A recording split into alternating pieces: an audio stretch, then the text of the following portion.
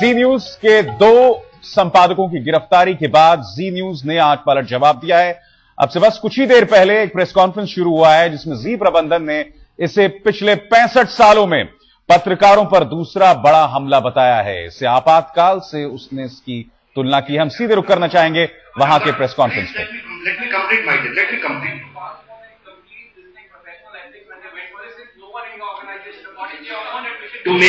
To make a story, I think you will be knowing it better. You will like to keep it secret, and you will not like to tell everybody.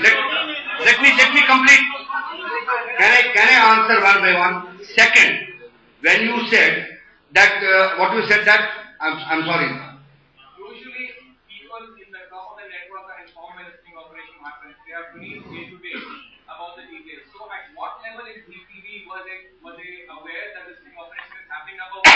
Secondly, the fact that the crime branch has now given notice to Mr. Chandra to join investigation, and he also react on that. And thirdly, if this was a venture of these journalists by themselves, can you be 100% sure of their entire attitude to this and exactly how they went about doing this thing?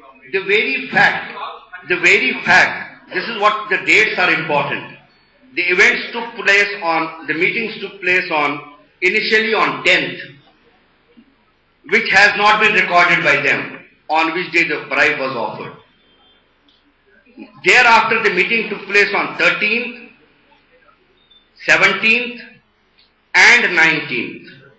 Now, 19th date is important. After 19th, it appears to me that when they did not find that the check is coming forth, so that means the evidence is coming forth, probably they might have abandoned it. But nobody knows what is in the mind of the other person. So when it came to be FIR to be filed on 2nd October, then it became essential that the venture which they had been gone, that had become a fiasco. So one last question. Had Mr. Jindal not held his press conference and gone public with this, we wouldn't even know about this, right? In fact, you yourself would not know in detail that this operation. I'm sorry, this is again a misnomer. Let me complete and clarify that also. When FIR was filed on 2nd of October, normal course FIR is uploaded in Delhi on the link. This FIR was not, and crime branch gave it a number only to prevent publicity to it. Let me complete, sir. And when that did not serve the purpose of the complainant, I would say that. And it is because of that that the press conference was held on 25th. Okay, we'll close this question answer. Thank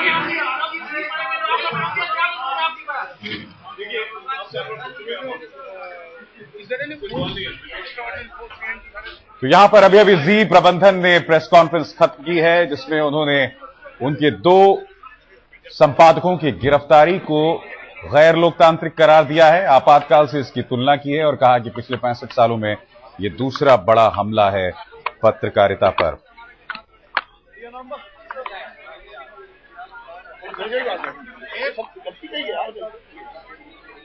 जी हां, आपसे बस कुछ ही देर पहले हम आपको बता दें कि आज अदालत में पेश किया जाना है जी न्यूज के संपादकों सुधीर चौधरी और समीर आहलूवालिया को, और उससे पहले अभी जी प्रबंधन ने अपना एक प्रेस कॉन्फ्रेंस खत्म किया है और इस प्रेस कॉन्फ्रेंस में उन्होंने पत्रकारिता की आजादी पर हमले की, तथाकथित हमले पर उन्होंने सवाल किया है।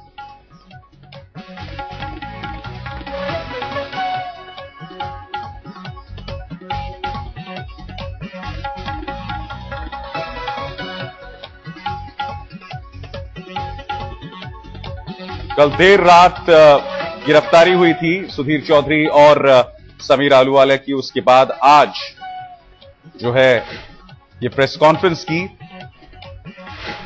जी प्रबंधन में, और इसमें उन्होंने इसे पत्रकारिता पर हमला करार दिया है। उन्होंने कहा कि जब यह मामला अदालत में लंबित है, सब जुडिस है, तो आखिर उनकी गिरफ्तारी क्यों की गई, और इस बात की पृष्ठभूमि में कि इस जांच की वो पूरी सहयोग कर रहे थे। उन्होंने इस बात की मांग भी की कि संपादकों को तुरंत रिहा किया जाए।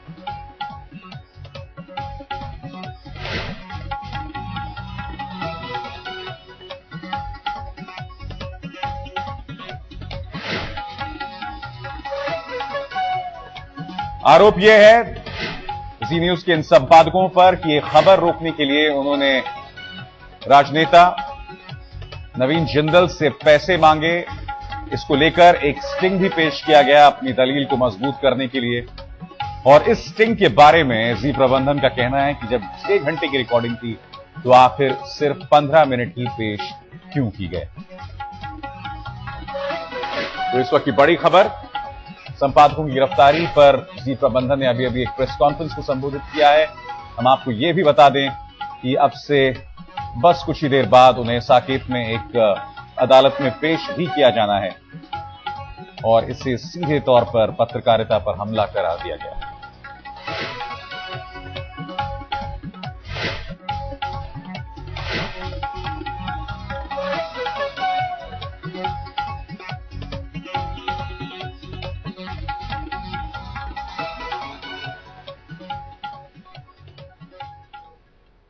तो जी न्यूज के सीईओ आलोक अग्रवाल ने पत्रकारों से बातचीत में क्या कहा, आइए सुनते हैं।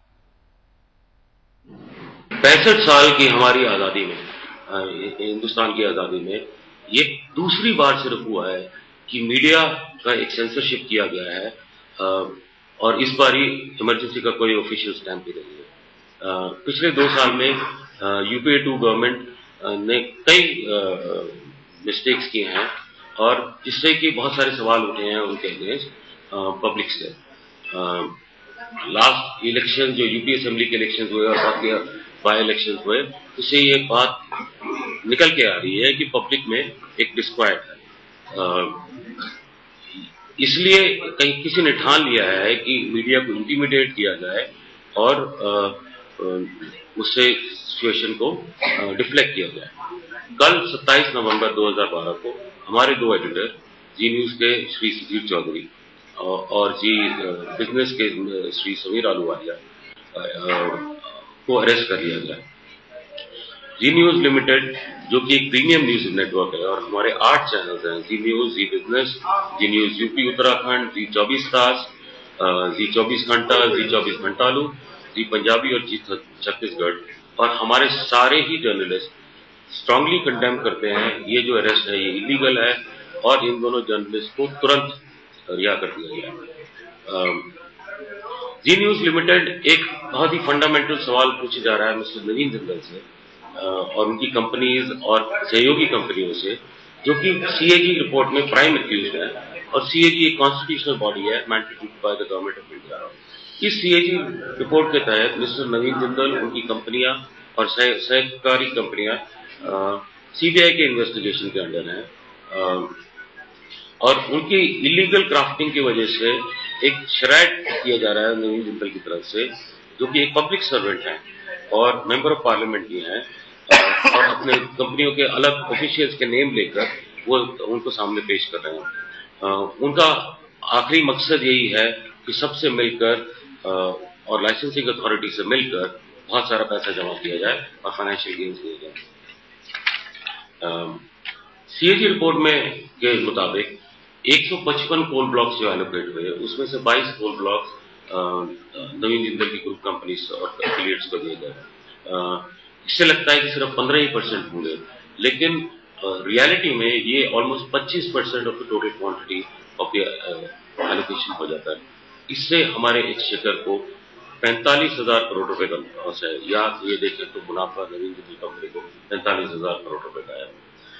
दोस्तों, ये जो स्टेटमेंट है, एड्रेस है जी न्यूज ग्रुप का, आप लोगों को, आप हमारे मीडिया पार्टनर्स हैं, फेलो मीडिया कंपनीज हैं और आप भी पार्ट ऑफ मीडिया हैं, टीवी, प्रिंट, ऑनलाइन वगैरह के। जी न्यूज, जी ग्रुप, इस तीनों में हम टीवी चैनल चलाते हैं, प्रिंट न्यूज़पेपर और ऑनलाइन भी करते हैं और आपके मन में जो भी सवाल हो वो लाजमी होंगे और वो हम आंसर करने के लिए तैयार हैं। हम ये नहीं कह रहे कि हम जो कह रहे हैं वो आप बिल्कुल ऐसे ही एक्सेप्ट कर रहे हैं।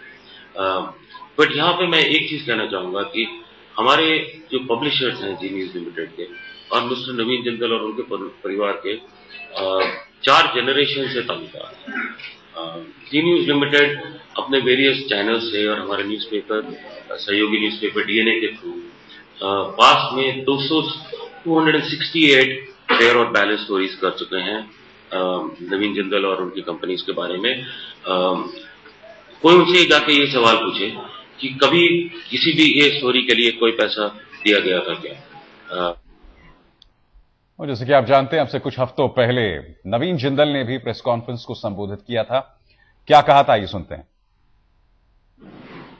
दिल्ली पुलिस इस मामले की तहकीकात कर रही है, तो इसमें मेरा कुछ भी बोलना अनुचित है और ये मामला कोर्टों में भी है, तो इसलिए मैटर सब जुडिस है, तो ये इस केस के बारे में मेरा कुछ भी बोलना अनुचित है। Thank you. तो यही मुद्दा जी प्रबंधन ने भी उठाया कि जब मामला सब जुडिस है तो आखिर उनके पत्रकारों की गिरफ्तारी क्यों हुई। मगर सच तो यह है कि यह मामला कहीं ना कहीं पत्रकारों के एथिक्स, उनकी नैतिकता पर भी सवाल खड़े कर रही है।